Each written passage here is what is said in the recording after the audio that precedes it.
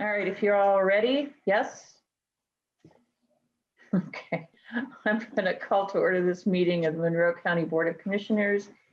It is January 13th, 2021, and we will begin with our public statement read by Commissioner Jones. We, the Monroe County Board of Commissioners, renew our commitment to welcome and protect the rights of all people, regardless of age, race, color, creed, ability, sexual orientation, gender identity, marital status, economic status, and national origin. And we affirm the right of every person to live peacefully and without fear, and we will fight and resist at every step discrimination and harmful policies, whatever their source.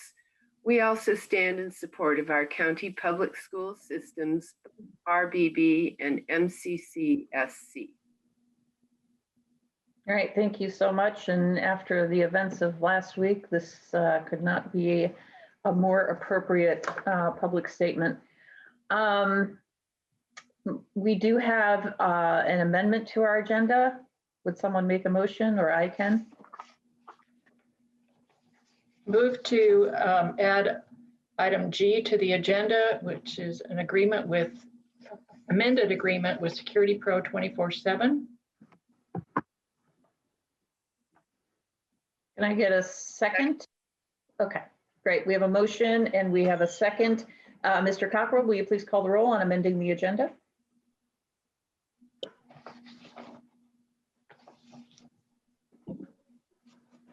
Sorry about that, I was muted. Commissioner Thomas. Yes. Commissioner Jones. Yes. Commissioner Giffens. Yes. Motion is approved, 3-0. All right, thank you so much. And we will move on to department updates. And we have Ms. Penny Caudle from the Health Department to offer us some information today. Good morning. I think I have a lot, so I will try to keep it all hopefully organized and get to it all. The first thing that I really want to start with is just kind of going back to the spring of 2020. It seems hard to believe that it was almost a year ago. It was a year ago that we started having meetings about coronavirus. But also in the spring of 2020, we started pulling together and working very closely with our sheltering teams, with our community partners who provide and shelter to individuals who have housing insecurity, who have expertise in that area, to ensure that as we move through this, at that time it wasn't a pandemic, but as we truly moved through this pandemic and planning for it, that the people with the expertise were at the table, that were leading this charge with us, or maybe I should say that we were with them. So we have been working with folks all year long, and that's not a new thing, but certainly it was a new circumstance in which we were working very, very closely to try to pull together how we could keep our residents in this community who have insecurity around housing safe during the pandemic. It was this group and the health department and others in the city who came together, and in those discussions and plans, started the safe recovery, the isolation and quarantine site for individuals so that they had a safe place to recover from COVID if they if they had tested positive or needed to quarantine. So we have been an active member and participant looking for solutions in this past year. Certainly, housing insecurity and the pandemic are very complex dilemmas that needs both short-term solutions for immediate needs. And we're glad that there are some plans in place in some arenas for that. Yet ongoing work has to continue to really look at the root causes of this so that we don't just revisit the same issues over and over again. We know that more shelters are not the long-term solution, but stable and secure housing for everybody is.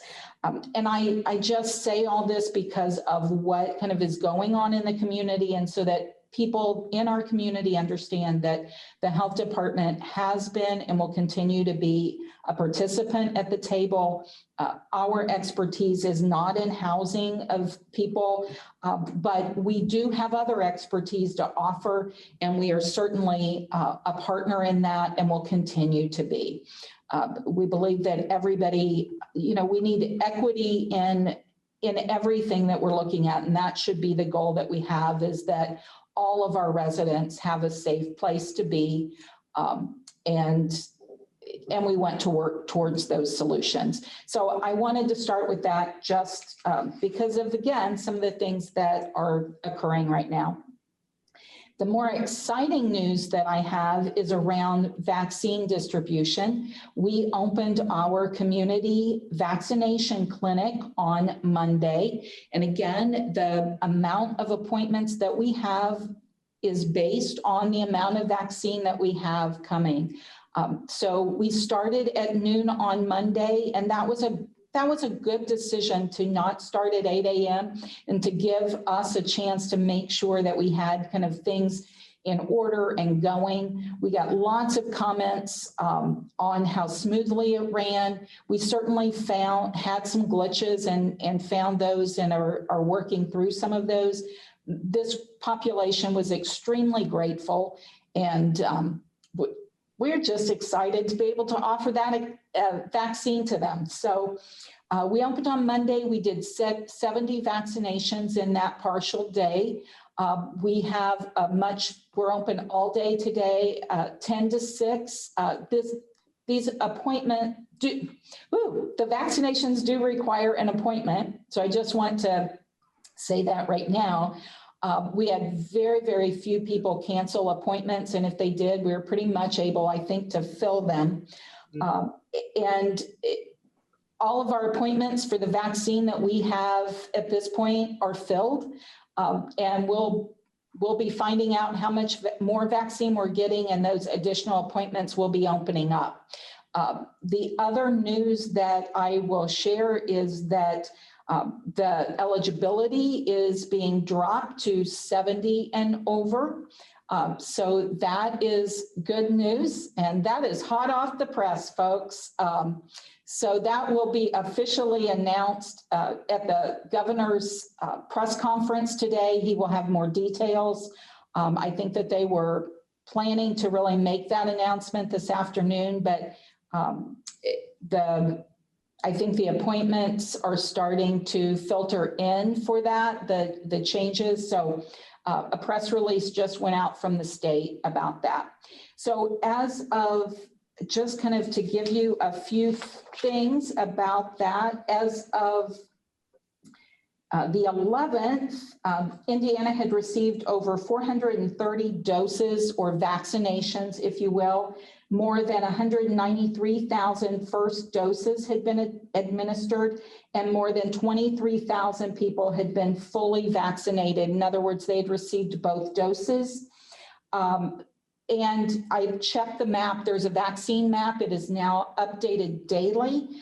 So this morning, that number was 204,326 individuals in Indiana had received their first dose, and over 31,000 were fully vaccinated in that they had both doses.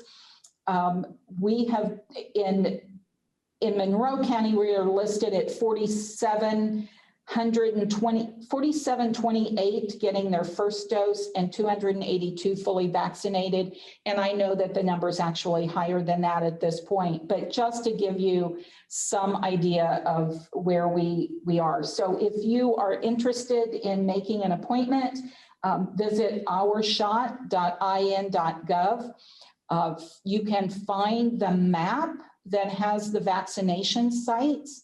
And we have 2 sites here in Bloomington. Of course, The hospitals were the initial sites that opened, and IU Health is staying open. That is at the Med Arts building. So if you do have some mobility issues, that is a little more difficult to navigate. So we would encourage you to use the health department site at the convention center if you have mobility issues. Certainly the hospital has greater amount of vaccine and greater capacity. They are seeing over 500 people a day. So they have great capacity. It's running very smoothly there as well. But again, as we continue to have vaccine, our appointments will reflect the amount of vaccine that we have available. So we're not holding second doses back. As we get vaccine, it is going out into arms. We'll always, have a little bit of vaccine yet for that next day. So you don't want to run out and not have any for the next day. So if you're looking at the appointments, the number of appointments on a given day may change just based on the amount of vaccine that we have. I wanted to talk a little bit about how the state is determining who's eligible. And it really has to do with limiting severe illness. So the priority is to save lives and to reduce hospitalizations so that we can ensure adequate healthcare resources are available. And when the state vaccine distribution group met with that in mind and looking at the data, they have found that age is the top factor in Indiana in severe illness and death. And as an example, why they started with 80 and over. 80 and over account for 3.8% of Indiana's population. Over 19% of our hospitalizations and over 50% of our deaths. And just in Monroe County, 80 and older account for 51% of our deaths, and over 35% of our deaths are in the 70 to 79-year-olds. So over 86% of our deaths are among people 70 and over. So that is why the state is using this age-based approach. And so we, again, ask people to be patient. Vaccine will come to you, but this is why it is being rolled out the way it is.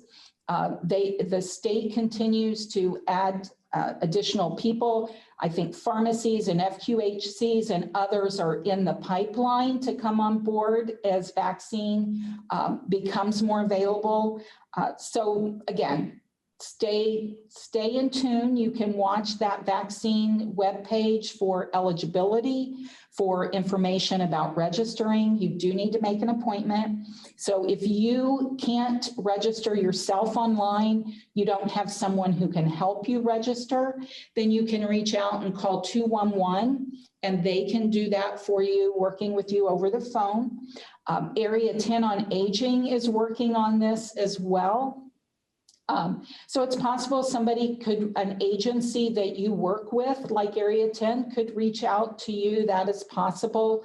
Keep in mind, there's no charge for this vaccine. So if you are getting a call or something and someone is trying to charge you for the vaccine, you don't need to deal with them. This is a free vaccine.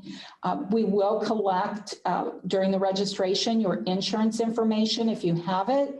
So that the state can submit for administration of the vaccine fee for that and reimburse that to the counties for their efforts. But if you don't have that, it is not a requirement. And I just want to make sure that people understand that. When you get that first dose, we will make you an appointment for your second, and you will go back to the same location to get your second dose. And the only time that might change would be if we really had to change the location, and then you would get notified of that. So again, please take advantage of the opportunity when your time is up and you are eligible to get vaccinated, please do so. A couple of other things is you probably have read 10 states in the United States have identified 72 cases of the new strain of virus. One of those states is Indiana. We've had one case. It is 1.5 times more transmittable. There is no increase in severity. However, again, the vaccine, I do want to stress also, the vaccine is currently effective against those strains, but we are going to likely see increased spread. And with that, we may see increase in hospitalization and deaths. So again, it is very, very important that we maintain our mask wearing, our distancing, all of the precautions that we've been doing, and get our vaccinations when we're eligible. We will remain in orange this week on that metrics map, but I will say that we had some decent days where we've had fewer cases on a daily basis, but over the last 7 days, our case rate per 100,000, I believe, is over 300. So it is going in the wrong direction. And we just need people to pay attention, again, practice those precautions. We want to move downward and out of orange into yellow, into blue. We can do that if we work together and do all the things that we keep talking about doing. And I think, the other thing that I will say is individuals in that 80 and over and in the 70 and over group may also get postcards in the mail, giving them the information about how to register, about the safety of the vaccine and so forth. So far, we've just had people be extremely grateful for the opportunity. We have had lots of people calling and complaining because they're not in line yet and their time isn't here. And I can just say, be patient. Your time will come. We will, as a county, follow the guidance that we are given by the state, whether other counties do that or not. The vast majority of counties are following that guidance. And if you have heard about some communities, maybe where people outside of that range have been vaccinated early, they don't meet the eligibility requirements, that is most likely because a hospital had those extra vaccines, because with Pfizer, we anticipated 5 doses. There typically is 6 in a vial. You do not want to waste it. So it is possible that some hospitals chose to vaccinate individuals outside of that norm so that they were not wasting vaccine. The hospital has a wait list. They are doing everything that they can to make sure that they are staying within that eligibility, as will we. So as we do have any kind of a standby list, if we are to have leftover vaccine, and by that, we don't have extra doses in Moderna, which is the vaccine that we have. But if somebody doesn't show up, we're not going to waste that vaccine. But we will distribute that based on age at this time. So anybody who is on that standby list, if we need to distribute it, we will start with the oldest and work our way down that list.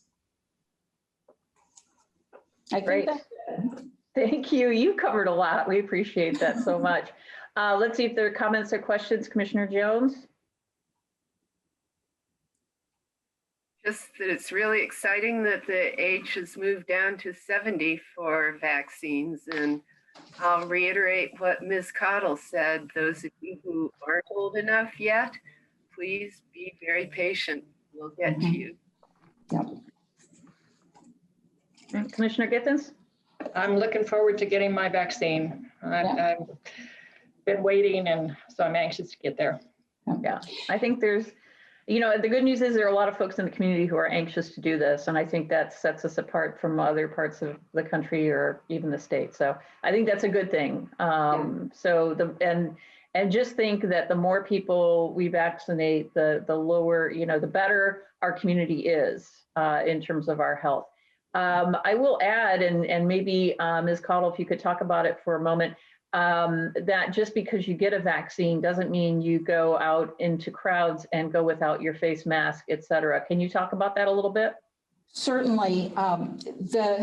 We need to make sure everybody's fully vaccinated. We want, and it may protect you. It doesn't necessarily mean that you can't spread it.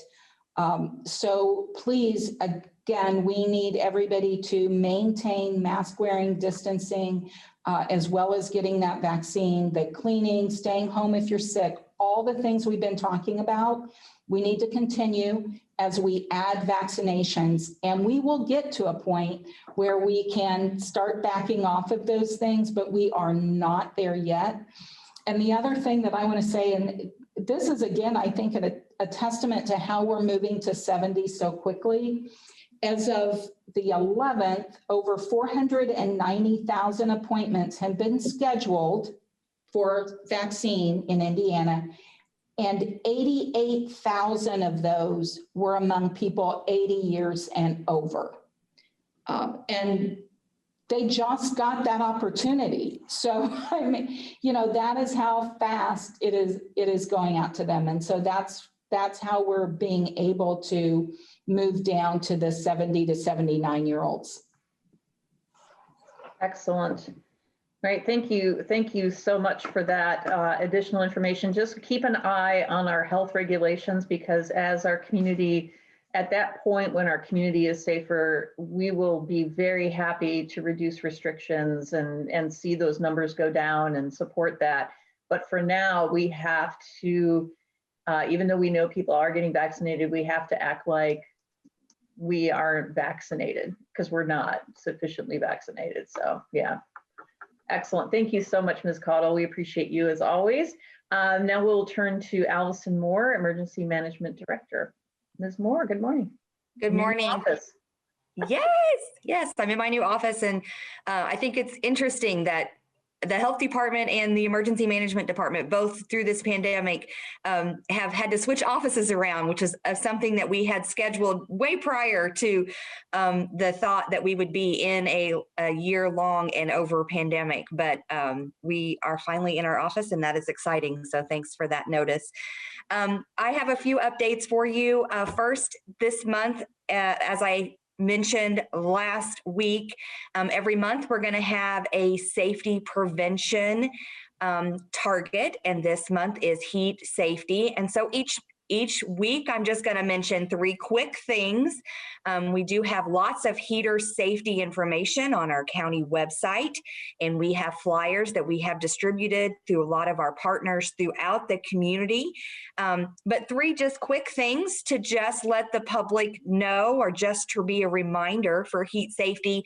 Make sure you keep things 3 feet away from a chimney or a space heater. Never heat your home with a heater that is intended or appropriate for food cooking. And lastly, another little target is to make sure if you have a chimney that you have an annual inspection. Normally that should happen prior to the cold months when you're turning on that inspection. You can do that anytime from in the springtime when you stop using that chimney until in the fall time, most appropriate in the fall time before you start using it to heat your home. And each week I will target 3 new little things for heater safety this month of January. We have 2 blood drives scheduled in January, and they are January 21st and January 28th. The daytime is the 21st. It's from 10 to 3, and the evening time is the 28th. It's from 2 to 7. We encourage you to go to the redcross.org website and make an appointment. They are still running those antibodies testing. I know that was something that was discussed early or towards the end of 2021, if they were going to continue that testing. They do not know at the Red Cross how long they will be able to run those tests, but they have guaranteed that both of these January dates that they are in fact going to be running those tests. So if that's something that you're interested in finding out about the COVID-19 and see if you have those antibodies testing and you can in fact make a donation, it would be awesome if you could make that donation at one of these dates at the Monroe County Convention Center.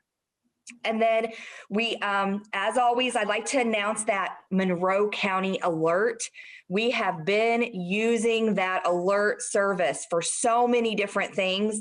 And if you are not signed up for that free service, you need to get signed up. It is an awesome service that the county pays for us to be able to send out messages.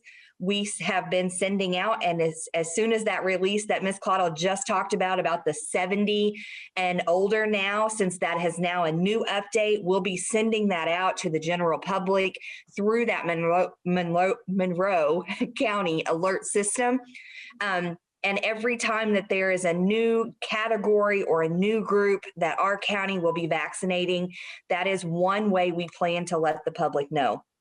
We also, of course, will easily be sending that out for any health updates that the governor updates. And then, of course, any weather event that's going to hit our area. It's very important that if you have that in the springtime when tornadoes and such seem to pop up quickly in our area, and our office can send those out through the alert system. We have been pretty busy here lately, just helping with resources and supplies and anything that any department throughout our community, not just Monroe County government, but as a whole Monroe County. We have had different departments, different businesses, various people have needed additional supplies. We are traveling to Indy to pick up some additional free masks and gloves and various other supplies on Friday of this week. And we continue to just shuffle supplies around and be able to make sure that we have everybody that needs to be safe that's serving the public, and as well as the public that they may need items for the public to keep their staff or their other individuals safe. And so we will continue to do that.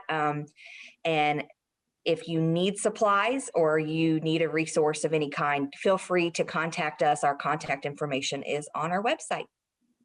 And that's all I have. All right. Thank you so much, Ms. Moore. Comments, questions, Commissioner Jones? Oh, not at this time. Commissioner Githens? I have a question. I don't know if this is anything that you have knowledge about, but if one gets the COVID vaccine, will it show up as having antibodies in the testing that the Red Cross does?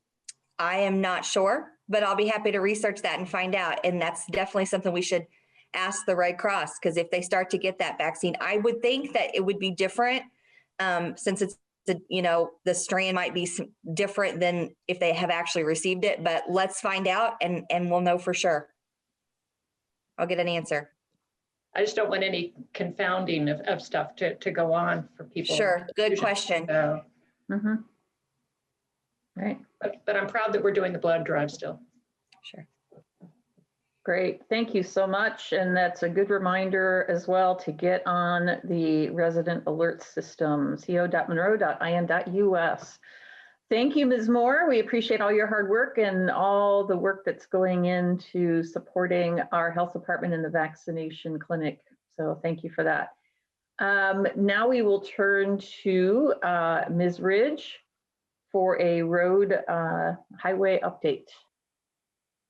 Good morning. I really don't have anything much to report. Of course, we're not paving or anything, just doing normal routine activities, trim and brush, pothole filling, things like that. So that's all I got. Okay, questions, comments, Commissioner Jones? No. Commissioner Githens? I don't think there's anything normal about your job. I'm sorry, Ms. Rich. Of course it is. It's very normal. Something new every day. Every day. Every day. You have that right. Yeah. Excellent. Thank you. Thank you so much for being on with us today for our updates. And next we will turn to an update on, because there's so much community interest in this, an update on the situation regarding the homeless, houseless in our community. What I'm going to do is I'm going to turn it over to Ms. Efrat Pfefferman of United Way. And if she wants to call others in to provide additional comments, she is welcome to do so. So if you could give us an update, that would be great. Thank you. Thanks for being here. Thank you. Thank you, commissioners, for having me here. Can you hear me okay? We can. Awesome. Yeah, I'm Efrat Pfefferman, Executive Director of United Way of Monroe County, which serves Monroe, Owen, and Greene counties. And I'm actually here today on behalf of myself and Tina Peterson, who is the head of the Community Foundation of Bloomington and Monroe County. As the two of us have been asked by the community to serve in a role around this particular issue as conveners and facilitators for a process that gets us to some longer term solutions to reduce homelessness and its impact on individuals in our community. This is a role, I will say, that builds upon the role we've had through the pandemic. We work closely together to convene agencies, the funders, other stakeholders, work with local government units on areas that were of concern, including our shelter system, food security, childcare, health and safety of individuals, and more. And so now, as there, seems to be willingness from so many people to come together around the table to talk specifically about homelessness, and we're grateful for the county in really leading the charge on that. We outlined a strategy for this work ahead. I want to say that I believe Kim Alexander, the Bloomington Township Trustee, is here. I don't see anyone else at the moment, but the trustees are another key partner in this, as they're really the ones charged with poor relief in Indiana. And they know our community and the people that they serve quite well.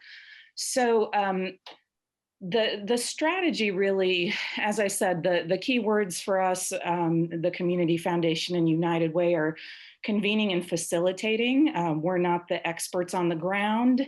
A lot of different stakeholders have expertise, have an interest, people with lived experience, of course. And so what we hope to do and what we propose to do is, again, to convene the relevant stakeholder groups in Monroe County, to engage regional communities and partners, because we know this is not an issue that is limited to borders. And we both have a lot of connections in our surrounding counties. And there's also the South Central Indiana Housing Network that works across several counties, and they'll be key partners as well.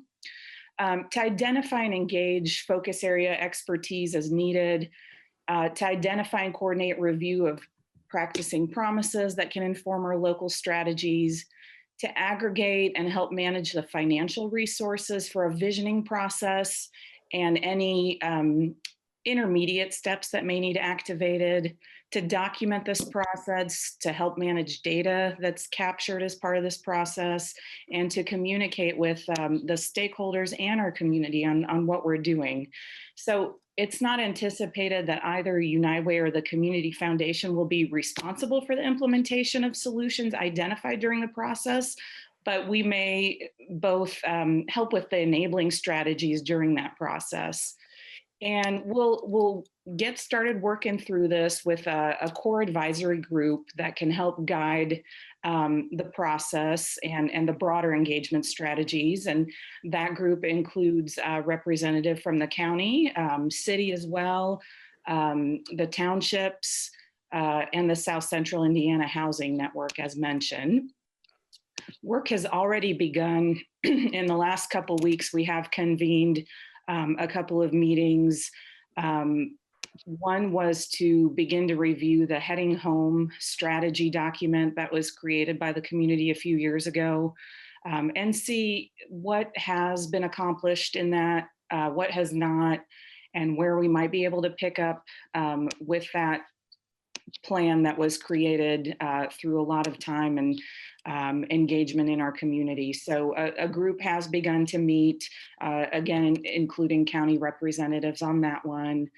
And then some of the more immediate topics for discussion in the meetings we'll be convening are IDing and responding to the more acute issues, identifying existing resources and the continuum of resources for homelessness, data collection and gap analysis, as mentioned earlier, and identifying the resources needed for that longer term plan.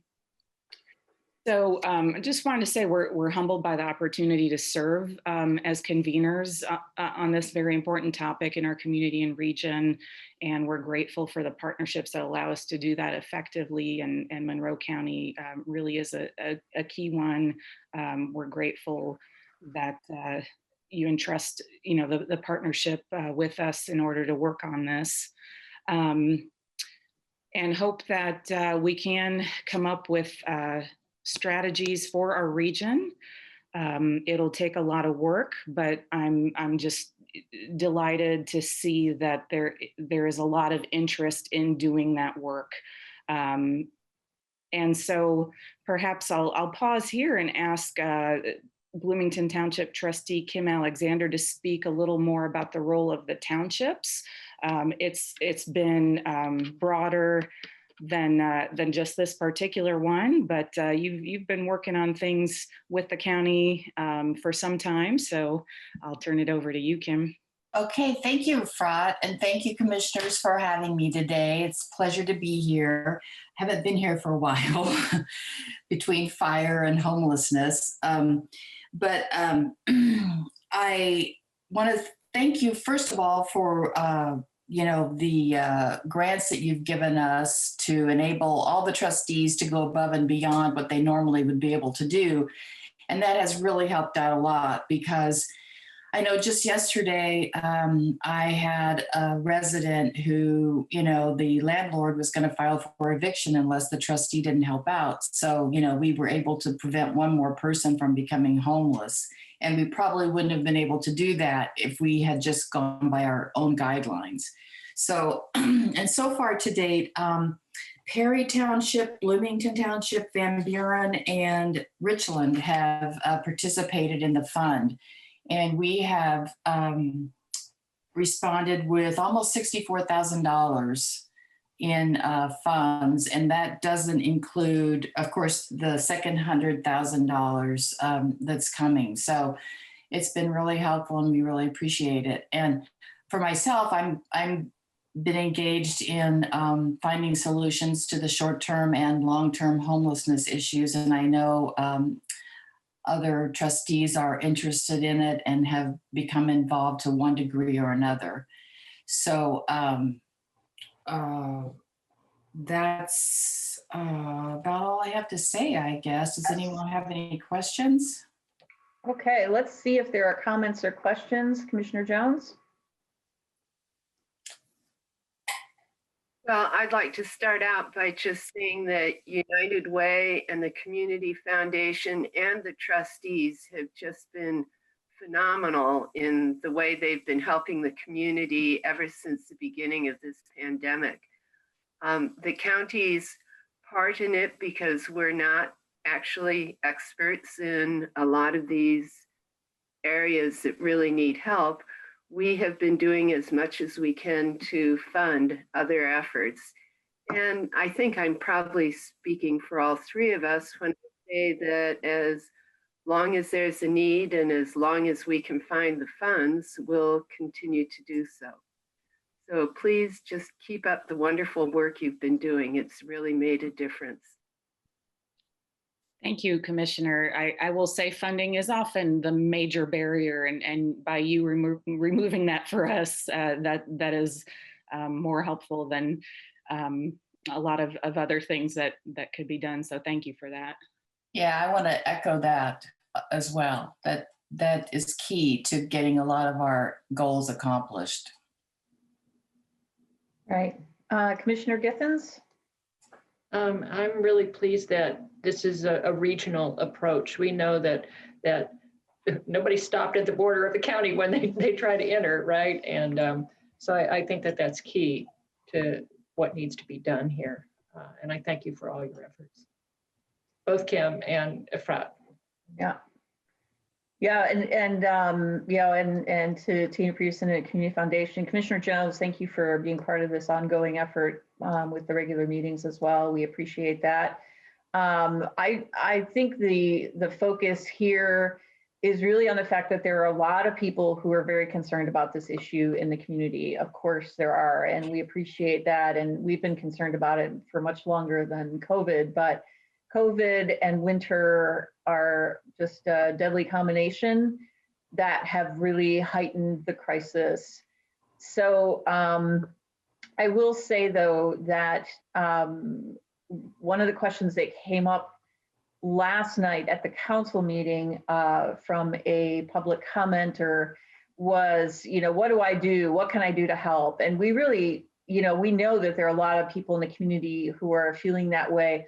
Ms. Pfefferman, can you talk about how people can donate their time or money because what we're trying to do is we're trying to avoid, 50 well-meaning people and agencies doing 50 different things that replicate one another or work against one another. What we're trying to do is focus all of the time and energy and money to this group so that they can tackle this problem head on without dispersal of energy or money or volunteers. So if you could talk about that, that would be helpful for our audience, I think.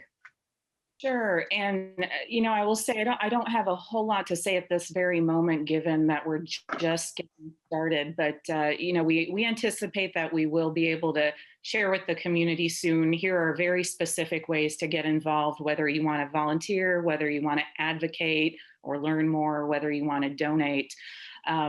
Those with financial resources, our COVID relief fund is still open. That's the one that's given out $1.6 million in the past 10 months to nonprofit agencies in the region serving our most vulnerable individuals. And that did support, shelters and housing as part of it. You're all involved in that. So that might be the best way right now. The Community Foundation also has a fund for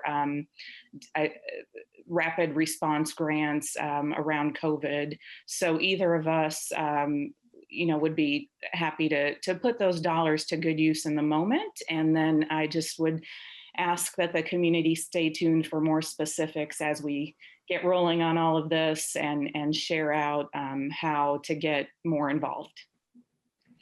Great, excellent. Anything else to add, Ms. Alexander or Ms. Pfefferman? No, I don't think so. Thank you for having us and thank you for all you do.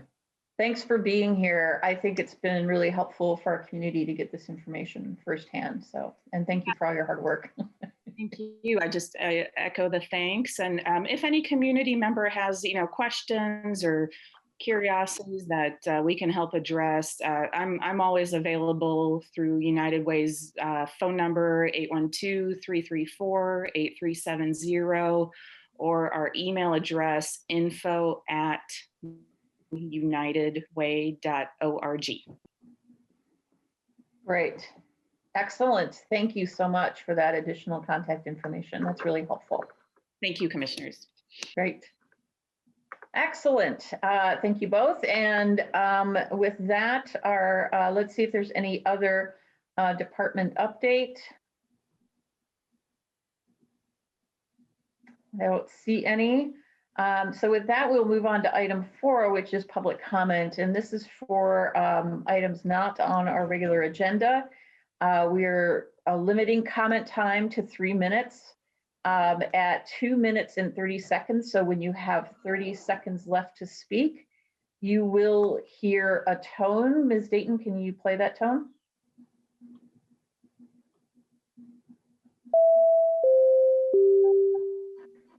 When you hear that tone, you have 30 seconds to wrap up your comment. And please note only one comment per person. So we'll begin. We have, it looks like 4 folks who are here to speak. And we have the first person, and the name coming up is Trip Coverage. I know that's a pseudonym. We'll start at that. Please give us your name. My name is Mark Sturdivant. Welcome. Last name is spelled Sturdivant. I was done wrong by Center Stone. And my whole purpose of attending your meeting and speaking was to tell the evils of Center Stone and how they wronged me, this, and that. I'm not going to do that. But what I just saw is I saw a representative from the United Way who makes 70 G's a year lie and tell her story and how she's helping the community. The thing about it is I've had complete strangers, people who don't receive any monies for their, and using every available resource they have to help me. And these people are not connected to any organization. And you guys listened to her drivel and you believed it, is what appalls me. And you believe her bullshit. And I'm sorry that I had to swear, but I really just wanted to tell you that the people that are actually helping the people out on the front lines and the people who are sleeping in tents isn't your nonprofits. It's the people who have empathy, who have love, and the people who actually care, who aren't receiving any kind of payment at all. And you guys believe that drivel from the United Way CEO or whatever her position is, as she's making 70 G's a year. Seriously? And I'm just like, oh my God. You have no comment over that. Are you that gullible? You believe that? I guess you are that gullible. Or maybe it's because you're receiving monies from them. You know, I'm going through a really rough time. I'm actually a disabled vet. And I just really can't believe what's going on and what my leaders in my community are believing. Seriously? Hey, man, I yield. I'm sorry. I yield. Thank you, Mr. Sturdivant. We don't tend to engage in a give and take over public comment. We want to give you all the floor. We want to thank you for your service. And we will move on to the next commenter. It looks like Ms. Johnson. Hello, my name is Nicole Johnson, and I am the founder and director of Pigeon Hill Pantry, and I also sit on the Bloomington Housing Authority Residents Council. First of all, I would like to thank the commissioners and Ms. Claudel for all your statements supporting our homeless community. And I look forward to seeing what the United Way, well, first of all, I thank them for taking on this like massive organizing of a bunch of social services that are not communicating as well as they could. So I am here basically to address the services that we need now. Right now, today, tonight. And that is the fact, and I'm sure you guys have heard, you already referenced comments from last night, so I'm not going to get super into the whole thing. But the point is that there are now homeless individuals on county property, and the county responded by putting up no trespassing signs. I am asking that the county not enforce those no trespassing signs at least until we can figure out what's going on with the solution that Forrest Gilmore has put forward. Okay, I got information from Forrest at 9:40 this morning. He says he is really close to funding the low barrier shelter. He has about 2/3 of the $67,000 budget committed, and at the moment, and are in talks with you right now to figure out how to fund what's left. So this is squarely in the hands of you three ladies. And I would really hope that you would not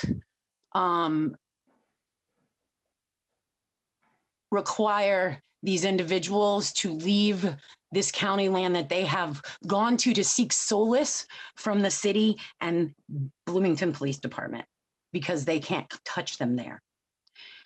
So I would really hope that you would at least let them stay until we can figure out if we can get this new shelter that Forrest is proposing and funding currently put through. Thank you so much. And I yield my time. Thank you, Ms. Johnson. We appreciate your comments. Next up is Mr. Shelton. Good morning, Commissioners. Jim Shelton with the Chamber, speaking right now on behalf of CASA. But first, on behalf of me, thank you and Penny Caldwell for announcing they lowered the age to 70. While you guys were talking, I registered my wife and myself. There were 1,600 people in line when I registered my wife, and it probably only took, well, maybe 7 or 8 minutes to work through. So it's very easy to do. By the first week in February, we will both have been vaccinated. So thank you very much for spreading the word. On behalf of CASA, I want to make sure everybody knows we have a training coming up in just about a month. It'll start February 8th. I've been saying the 9th, but it's actually the 8th. It'll be a Monday, Wednesday, Thursday from 5:30 to 8:30 in the evening. It will be via Zoom. All interactions that you will need to have as a CASA can be conducted via Zoom or some other software package that works for communication. No CASAs are having to interact with any human beings in face-to-face unless they want to at their option. So it's very safe. It's very fulfilling. I got an email this morning from the CASA office after our fall class was assigned cases. We've got 27 children now still waiting for a CASA. So I encourage people to look into it. Applications should be gotten in the next week or so. You can go to monroecountycasa.org. Click on the volunteer link. You'll find a frequently asked questions page that you can read to see a bunch of details that'll help you decide. And you can fill the application out right there. So please think about it. It's a very good way to help the community. It's a very good way to help kids that are in the justice system because their parents have not been taking care of them or have abused them. So thank you for the opportunity to spread that word, and thank you for the vaccine notice. All right. Thank you, Mr. Shelton. Next, we have Ms. Chavez with Pantry 279. Hello, can you hear me? Yes, we can. Good morning. Good morning. I'm the director of Pantry 279. My name is Cindy Chavez, for those of you who don't know me. I just wanted to come on here and say thank you to the commissioners for giving us extra funding in 2020. We've never had grants or extra funding like that before until COVID started, which has been extremely helpful. I was talking to Penny the other night, and I was telling her the figures, and I wanted to let you guys know the increase. In 2019, we served 11,582 families, which was 43,894 individuals. In 2020, we have served 20,207 families, which is 75,221 individuals. There is absolutely no way we could have fed all these people without your help and the community's help. So great, great, great thank you to everybody there. We are still looking for a new building as we have majorly outgrown ours and we're causing traffic hazards and all kinds of fun stuff. If anybody finds a building, please contact me through pantry279@yahoo.com or Facebook, or just call me. And we're thrilled to death to take a look at that. But I just wanted to say thank you guys. Yeah, huge thank you to you. We appreciate the hard work of you and all your volunteers, and you know, it's the numbers are staggering, and I'm glad we could do something to help out using CARES funding. So thank you for all your hard work. Next up, Alex G. Please provide your name. Yes, I will. Thanks. So my name is Alex Goodlad, and my last name Goodlad. And I want to continue with Nicole and the vet's comments about the shear encampments. And basically, I want to reiterate the need to for now, let the encampments stay. And I want to thank Ms. Caudill, I believe, for mentioning, that people need to follow the CDC and adhere to COVID safety protocols, and make clear that the CDC guidelines mention that, if individual housing options aren't available, then we shouldn't clear out the tents. And this is definitely the case right now, even if you define individual housing to mean shelter options, which it doesn't, but I digress. The point is that Forest has surveyed, given an estimate of the overall amount of people camped out in Bloomington, and I'm sure the outskirts of town applies too. I'm not sure if shear is included in that estimate, but if it's not, that kind of proves my point more, which is that there's about over 60 people that are camped out. And currently, until we provide the additional low barrier shelter that Forest is working on, we have up to 60 beds. So there's just not enough beds. And I want to thank the United Way speaker for speaking, and then Julie Thomas for mentioning that that we should communicate with each other, that in order for the community to do stuff, we should communicate with the county. We're trying to do that, and I hope that you've read the emails that we sent you, and we'll continue to read it. I thank Penny Githens for responding to them and communicating with me as to what the scope of the townships do. I'm not perfect. I mistook what they do, and I'm glad that townships can do more than I thought. And I want to conclude by getting at the veterans point, which is that it has to go both ways. You have to be in order for the togetherness to work, the community to work with the people. You have to do your end of the deal and work with us too. And that's pretty much the point I want to get across. Follow the CDC and keep the encampments in shear. I yield. Thank you, Mr. Goodlad. Next up, Mr. Muchler. Thank you very much. Let's see. The first thing I'd like to do is boost Mark, who spoke's first comments. And I was reflecting on how Mark called out the United Way directors, someone making, $70,000 a year, doing things. And the things we do, I took this opportunity to look up my my tax return from last year, and my household tax return was just over $79,000 for my household, and that got me thinking. It's easy for me to sit here and think and sort of tackle these problems slowly and piecemeal and really unemotionally and from a distance, but that's a privilege. And with the pandemic, I haven't done my taxes this year, but it's going to be less. And and next year, it could be $20,000. Next year, my household could be one of the people that are trying to find shelter. And that really goes for all of us.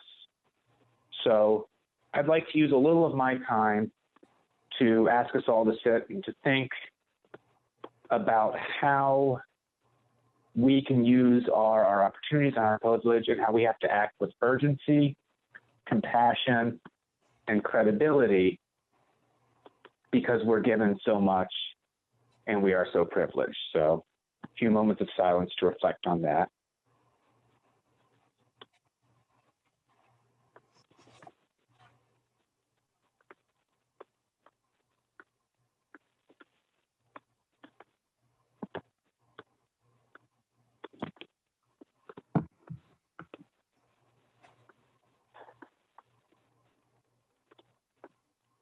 One of the biggest things that I think is going to be important in coming together as a community to solve this is credibility. One thing that I've seen over the last few weeks, especially, is a lack of credibility from the mayor's office. That I've spent 2 nights hanging out at at Seminary, and people spend months. So I'm not complaining about spending 2 nights, but the reason I spent those last 2 nights at Seminary is I couldn't get a straight answer from the mayor on whether or not they were. Like what was said, please build the credibility of letting people know where they can stay, how they can stay, and keep to it so that you have the credibility when a better solution comes along, people will listen and work with you. Thank you. I yield my time. Thank you, Mr. Mutchler. Next up, we have Ms. Keeley, Cassidy Keeley. Good morning. My name is Cassidy Keeley, and I would just want to echo really the comments that have come before me, especially Nicole Johnson, and say, first of all, thank you for all the information this morning. I was able to reach out to my grandmother and get her registered for her vaccine, so that's exciting. And for all the work the United Way is doing. And just to reiterate that we would really appreciate not removing the encampments, especially as Forrest is working on everything and as we get better solutions coming. Again, for people to have that security of knowing where they can sleep each night, even if it's not the ideal situation, somewhere where they can be reached is especially important. So I emailed all of you, so you know all of my thoughts, and I hope to get response soon, because I know this isn't a discussion here, but I appreciate you guys all hearing our thoughts and hopefully taking them into consideration and implementing that, since I know the county council can't do that, but hopefully you guys do have the ability to allow those people to stay where they are for the time being as we work out better long-term solutions. So thank you. Thank you so much. All right, it doesn't look like we have any other public comment. We appreciate everyone coming this morning, sharing your thoughts and ideas. But we will at this point move on to item 5 in our agenda. Move approval of the minutes for January 6, 2021. Second. All right, we have a motion and a second. Comments, questions, edits?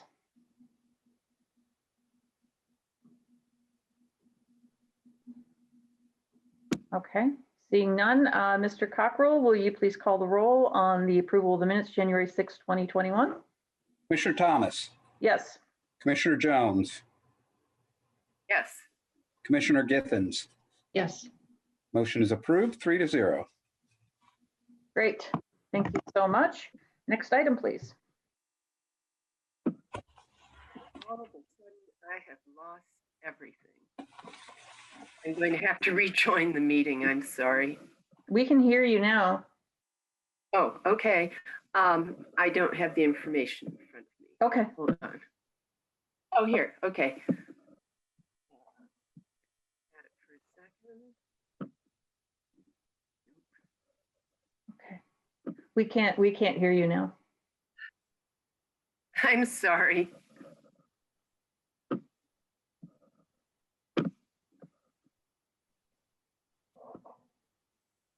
Do you want us to take a few minutes break so you can come back to the meeting? Yes. Okay. Can you hear me now? Yes. Do you want us to take a break so you can come back to the meeting?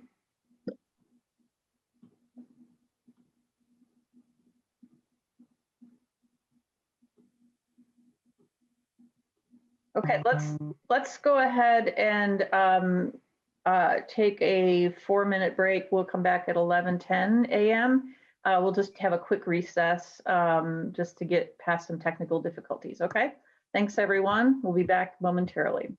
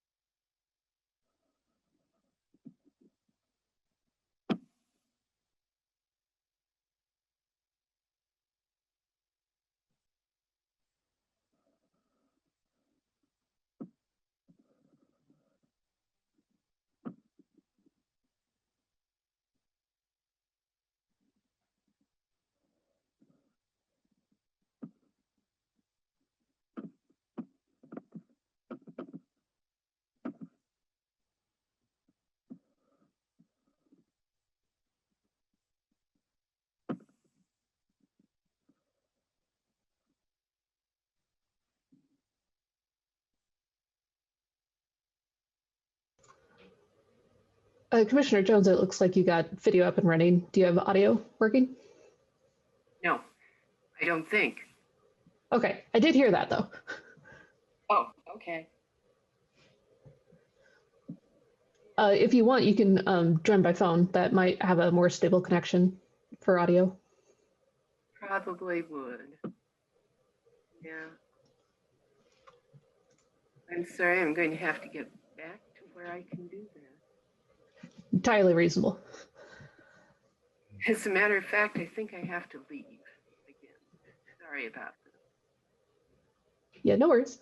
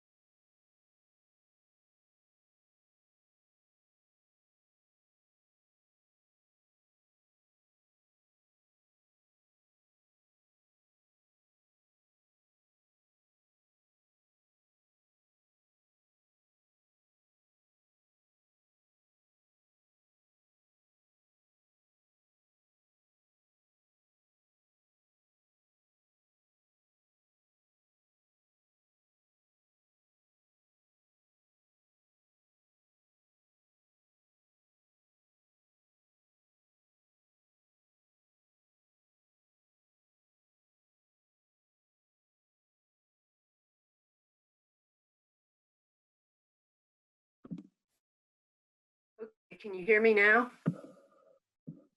I can indeed hear you. All right. Now, if I can just find my agenda again. Okay, I'm sorry, here I am. Move approval of the claims docket, accounts payable, January 13th, 2021, and payroll, January 15th, 2021.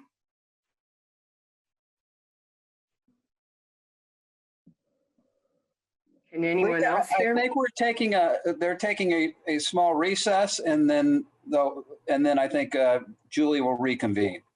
Right. All right, thank you. But she should be back any second. She said we would reconvene at 11:10, so. I'm back, running behind. Took a break. Lee, let me know when you're ready to start back up. Oh, I just did. And I lost it again. Move approval of the claims docket for accounts let me payable, reconvene. January Hold on, 13th. Wait, Lee, let me reconvene the meeting, bring us back to order. Sorry, I just didn't know when you were ready. So we'll go ahead and reconvene the meeting from our recess. Commissioner Jones, next item, please. Sorry about all of that. Move approval of claims docket accounts payable January 13th, 2021 and payroll January 15th, 2021. Second. All right, we have a motion and we have a second. Mr. Miller, thank you for standing by. Good morning. Of course. Good morning. Happy Wednesday. The total for claims was $3,519,509.74. The most notable claim was for JP Morgan Chase in the amount of $1,634,985 for the 2019 GO bond principal and interest payment. That was followed by $445,066.07 for M. Dode LLC for tax sale surplus. $170,830.64 was for wheel and surtax for the November of 2020. And finally, $133,788.50 was for Stonebelt Arc Inc. For 2021 first quarter allocation. As far as payroll is concerned, the total was $1,655,521.96. 70.8% were the direct costs of payroll, and the remaining 29.2% were the indirect costs for taxes, perf, and things of that nature. Great. Thank you so much, Mr. Miller. Comments or questions? Commissioner Jones? Or Commissioner Githens? No, not at this time. So the wheel tax, that's just allocated out to different various bodies in the government, correct? Correct. Town of Ellettsville, Steinsville, City of Bloomington, Monroe County, I believe, are the four for that. Okay. All right. Thank you so much. Let's see if there's any public comment on this question. Just click on the raise hand feature at the bottom of the screen.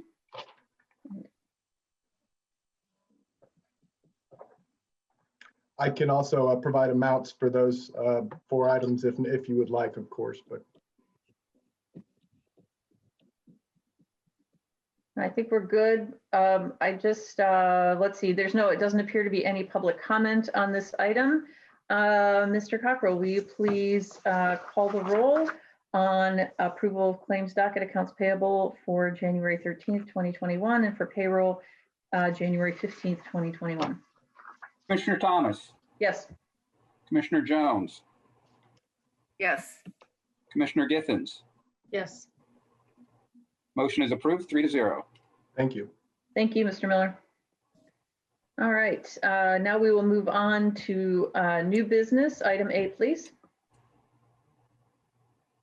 Move to approve the Surveyor Review Board appointments for 2021. Second. All right, we have a motion and a second. Mr. Enright Randolph, if you would, please. Yes, hi. So these are our board members. Let me pull my mic down just to make sure I come through clear. That served in 2020. I'll just note that we had a conversation last month about appointing a surveyor. There was a bit of a kind of a need to bring this to your attention and have the ability to discuss this. And you approved that. So moving forward, we'll be able to bring all of these to you at once, since I was able to inform you that we were appointing out a county surveyor. All of these members are in county and served in 2020. The newest members are actually Phil Tapp and Todd Borgman. Eric Deckard has served since I've been here, so for almost a decade now. And so I just request that you approve their appointment to the Surveyor Review Board. If you have any additional questions, I'm here to answer those. Great, thank you, sir. Commissioner Jones, comments or questions? Yes, thank you to all of the people who are serving in this way. Absolutely. Commissioner Githens? Yes, we're lucky that we have professional surveyors that are willing to give their time. Yep, absolutely. It's a huge benefit to the community. Thank you, Mr. Enright Randolph, for bringing this forward as our surveyor. Mr. Cockrell, oh, wait, we have to do public comment on this item. Almost forgot. Does anyone have any public comment to offer on this item? Please hit the raise hand feature at the bottom of the screen. And it does not look like we have any public comment. So with that, Mr. Cockrell, will you please call the roll on the motion to approve the Surveyor Review Board appointments for 2021? Commissioner Thomas, Yes. Commissioner Jones, Yes. Commissioner Githens. Yes. Motion is approved, 3-0. All right. Thank you. Thank you so much. All right. Moving on to item B, please.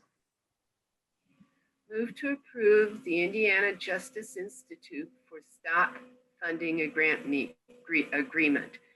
Fund name, Stop Grant, Fund number 8123, in the amount of $99,748.92. Second. We have a motion and a second. Ms. Hamlin. Good morning, Commissioners. This is a request for approval and signature of the grant agreement between Indiana Criminal Justice System and the county. This STOP grant funds approximately 50% of the salary and most of the benefits for our sex crime deputy prosecutor and our domestic violence deputy prosecutor, as well as a part-time assistant position. Those coupled with the victim assistance that are funded through a different grant make up our newly formed, well, within the last 2 years, special victims unit, which is really taking off and binding together. And I'm really pleased with the success we've had. So this is a request for the signature for the term 10/1 of 2020 through 9/30 of 2021. It's a little late due to the pandemic. They just got it to me last week. I'm happy to answer any questions. All right, thank you, Ms. Hamlin. We've approved this in the past. It's an annual grant that we're fortunate to receive, and we're grateful for the work of the prosecutor's office to make this happen. Such important work to do to protect everyone in our community. Comments, questions, Commissioner Jones? This is a great program, and I'm glad we'll be able to keep it going. Thank you. Commissioner Githens? Ditto, and thanks for making sure that all the paperwork gets done so we can continue to receive this money. Absolutely. Right, yes, thank you, Ms. Hamlin, and thank you to Ms. Oliphant, our prosecuting attorney. Let's see if there's any public comment on this item. Again, go to the bottom of the Zoom screen and click on raise hand. And I do not see any public comment. So with that, we will turn to Mr. Cockrell to please call the roll on the Indiana Criminal Justice Institute STOP Grant Funding Agreement. Commissioner Thomas, Yes. Commissioner Jones, Yes. Commissioner Githens. Yes. Motion is approved, 3-0. Great. Thank you very so much. Thank you. Item C, please. Move to approve the Otis Elevator Agreement, Fund name, County General, Fund number 1000, in the amount of $2,817.22.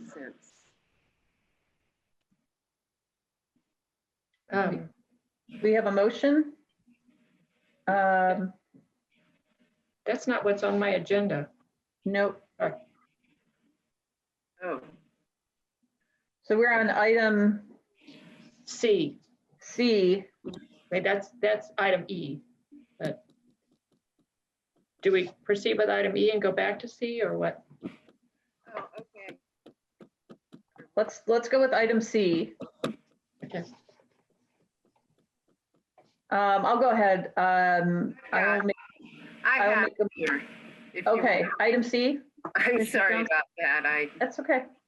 Move to approve ratification of the agreement with Monroe Convention Center to serve as a community vaccination site. Second. We have a motion and we have a second. Ms. Purdy. Yes, good morning. This is, I think, positive, definitely a positive item for you guys to have on your agenda today, and that is this: the Convention Center has graciously agreed to serve as our community COVID-19 vaccination site. It is excellent for those who have mobility issues, and not only are they providing the site for the use of the vaccinations, but they're doing so at no charge. And so I think this is an opportunity to say thank you to them for their willingness to assist our community during this difficult time. Great, thank you for that. Comments, questions, Commissioner Jones? This is a great idea. Commissioner Githens? Yeah, I really liked in the contract how they specified exactly which rooms people are going to be in. I mean, it is so well thought out. Yeah, we are lucky to have this kind of facility cooperating with the other parts of the community. Right, absolutely. Huge thank you to the Convention Center Management Group, Ms. Kopic, especially for making this happen in a very safe way, just as they've done with our blood drives, creating a safe atmosphere for folks to get the vaccine. And again, just a reminder, don't just show up. You have to have an appointment to get the vaccine. Let's see if there's any public comment on this item. Again, just click on raise hand at the bottom of the Zoom screen. And I do not see any public comment. So with that, Mr. Cockrell, will you please call the roll on ratifying the agreement with Monroe County Convention Center to serve as a community vaccination site? Commissioner Thomas? Yes. Commissioner Jones? Yes. Commissioner Githens? Yes. Motion is approved, 3-0. All right, thank you so much. And we'll move on to item D, please.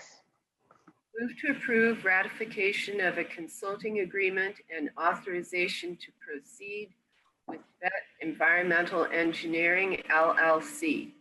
Fund name, 2019 GO Bond, fund number 4812, in an amount not to exceed $30,540.80. I think it's the amount is $30,054.80, and I second that. Sorry about that. We have a motion and we have a second. Ms. Purdy. Yes, thank you again.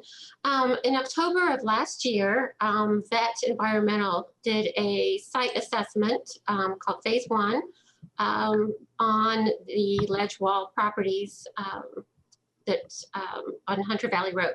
Whilst there, they found multiple piles of fill material, that's used tires, building debris, and they all had a sheen on the surface of the water. And so when they did interviews with the United States Environmental Protection Agency, they learned that these areas were not investigated as part of the remedial measures performed in association with the cleanup of the site. And so this is allowing them to go back into the site and to actually do an assessment of those specific areas to determine the presence or lack of presence of materials that could be problematic. All right, thank you so much. Comments, questions? Commissioner Jones? No, not at this time. Commissioner Githens? I think it's important for the health and safety of residents of Monroe County to know exactly what is on that land. So I'm glad that Vet Environmental is doing this work. All right, very good. And let's see if there is any public comment on this item.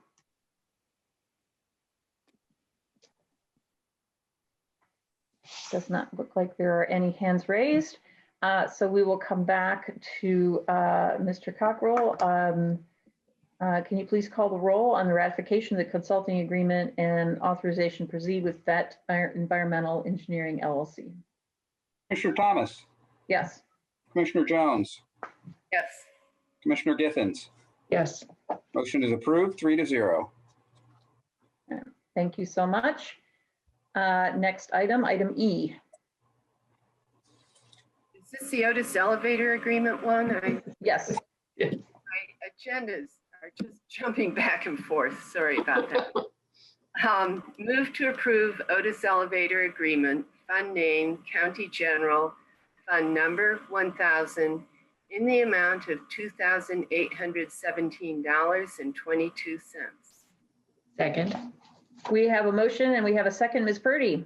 Yes, this actually came about in the telephone that is in the elevator at this point in time was not functioning. And when they came out, they offered this other option to us, which obviously we think is a better option for anybody who might be using our elevator. It meets ADA compliance requirements, and we thought this would be the appropriate way to move forward. All right, so this is a hands-free telephone instead of the old system. Okay, great. Comments, questions, Commissioner Jones? No. Commissioner Githens? Yeah, I just was interested in knowing how it gets activated if it's hands-free. Do you know? I do not know. I don't know. I'm sure there's some, I did at one point, but I don't remember. So I'm not even going to try to pretend. You're good. You're good. Come on. All right, let's see if there's any public comment on this item. Just go to the bottom of the screen in Zoom and click on raise hand. Seeing no public comment. Mr. Cockrell, will you please call the roll on the Otis elevator agreement? Commissioner Thomas. Yes. Commissioner Jones. Yes. Commissioner Githens. Yes. Motion is approved, 3-0. All right, thank you, sir. And now we have item F. Commissioner Jones, if you would read out the bids on the memo as well. That starts on page 41. If that's possible. If not, we can have Lisa Ridge read those out for us if you just want to make a simple motion. Yes, please. Move to approve Highway Department material bids for 2021. Second.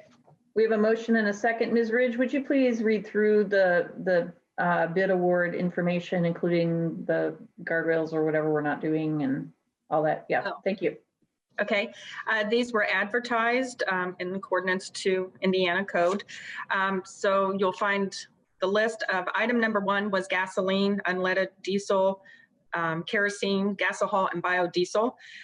We award that to all bidders due to the Indiana code of 5-22-17-10 being the escalator clause with the cost fluctuating throughout the year. Item number 2 is guardrail. Due to just receiving one bid on that, we technically will not, we don't award it. We will use it as, we will call for quotes as we need the guardrail replaced at certain locations.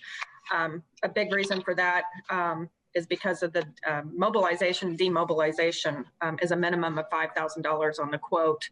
And typically our costs aren't that expensive for replacing sections of guardrail. For item number 3, aggregate, stone, gravel, and sand. We award these in accordance with Indiana Code 36-1-12-4. Basically, we do it by quadrants due to where we're working at. We have Rogers Group on Ord Road. We have Rogers Group in Morgan County. We have Lincoln Park Stone up in the northwest portion of the county. And we have Blackwell Limestone Products that is in the southern east portion of the county. So we award the northwest quadrant of the county. The breaking point is 3rd Street and over to State Road 46, breaking the county in half north to south, and or east to west. And then the north to south is separated by State Road 37, I-69. There is a map included into the document, so if anyone needs to see a map, then we will be happy to provide that. The northwest quadrant is awarded to Rogers Group on Ord Road, Rogers Group Morgan County, and Lincoln Park Stone. The northeast quadrant of the county will be Rogers Group located on Ord Road.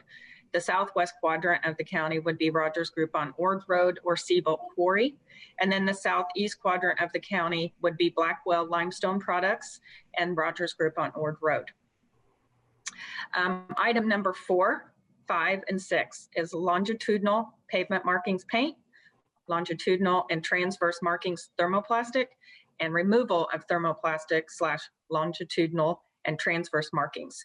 We award this to Indiana Traffic Services, LLC, due to being the lowest, most responsive bidder.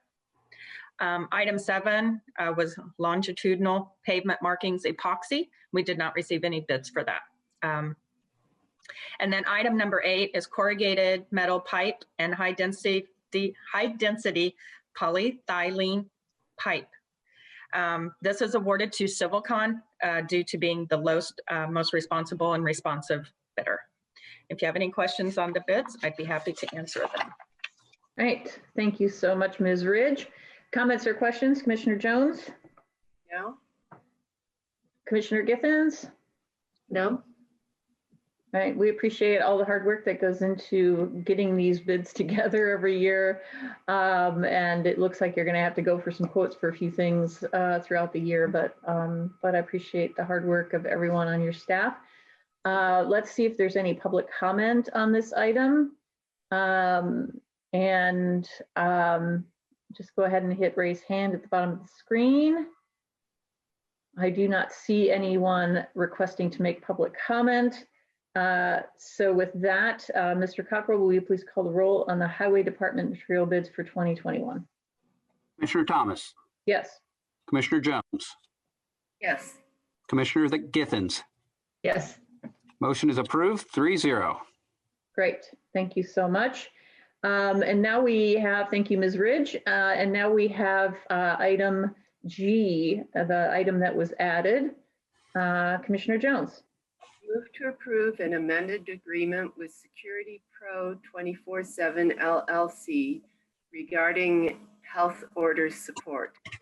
Fund name, Rainy Day General, fund number 1186 and 1000 in an amount not to exceed $50,000. Second. We have a motion and a second. Ms. Purdy. Yes, good morning. You guys actually signed an agreement with Security Pro back in November of 2020. And at that time, they were being utilized on the days of Thursday, Friday, Saturday from 9 p.m. to 3 a.m. And it was observed that they were very beneficial in the enforcement of the laws and regulations regarding COVID-19 safety protocols that are in place for our community, as well as educating our community. And so because of the benefits that have been observed by this, it's been decided to extend their contract and to allow them to continue this work and expand their hours as needed. With the vaccination sites coming on into play, it might be helpful to have some assistance there.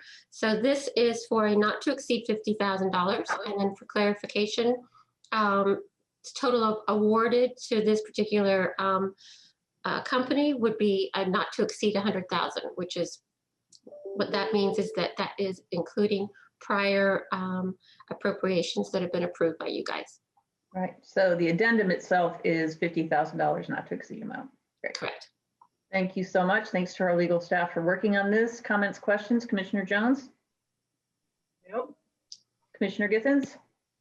In the limited contact I've had with some of the people in the business community, they greatly appreciate what's being done. It's keeping things calm. For sure. And I know that shoppers appreciate it because we're out in retail as well right now, but once the students are back, it'll be up to the health department, but the focus may shift back again to assisting, especially in the city, but throughout the county with ensuring the mask ordinance is followed in our local drinking establishments. And that's just something that we felt, the health department felt was not being provided that kind of support. And so that's why we've stepped up to provide that. Let's see if there's any public comment on this item. just go ahead and click on raise hand at the bottom of the screen in Zoom. We don't see any public comment, no hands raised. So with that, Mr. Cockrell, will you please call the roll on the amended agreement with Security Pro 24/7 LLC? Commissioner Thomas, Yes. Commissioner Jones, Yes. Commissioner Githens. Yes. Motion is approved, 3-0. All right, thank you.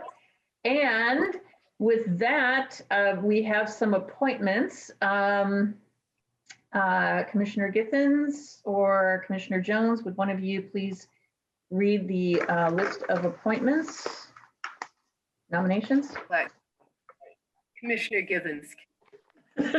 I printed them out. It's easier than trying to struggle with the screen. So yeah, I wish to, do I nominate or move on this? I move for the nomination. Well, it's an approval. You're nominating. Okay. You're nominating with your motion, but it's an approval. Okay.